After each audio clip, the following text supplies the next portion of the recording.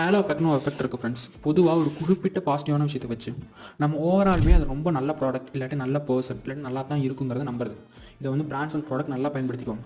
என் friend கிட்ட ரீசெண்டாக பேசிட்டு இருக்கும்போது ஒரு லேப்டாப் வாங்கினா அதை யூஸ் பண்ணி பார்க்கும்போது அந்த ப்ரைஸுக்கு அது ரொம்ப காஸ்ட்லியாக இருந்துச்சு. பட் ஒர்க் அந்த அளவுக்கு பண்ண ரொம்ப ஸ்லோவாக இருந்துச்சு.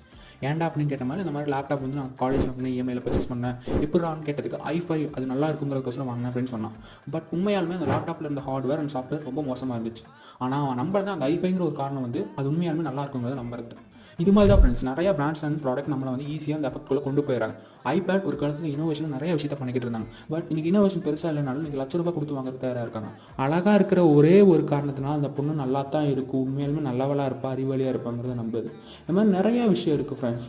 நீங்கள் இதை வந்து பாசிட்டிவாகவும் பயன்படுத்தலாம். உதாரணத்துக்கு ஒரு இன்டர்வியூ போகிறீங்க, நல்லா ட்ரெஸ் பண்ணிட்டு போகிறது, நீட்டாக ப்ரெசன்டேஷன் பண்ணுறது, ஒருவேளை உங்கள் லவ்வரையே பார்க்க போகிறீங்க, இம்ப்ரெஸ் பண்ணுற மாதிரி ஹேர் கட் பண்ணிட்டு போகிறது, இது எல்லாமே ஒரு type of halo effect of friends.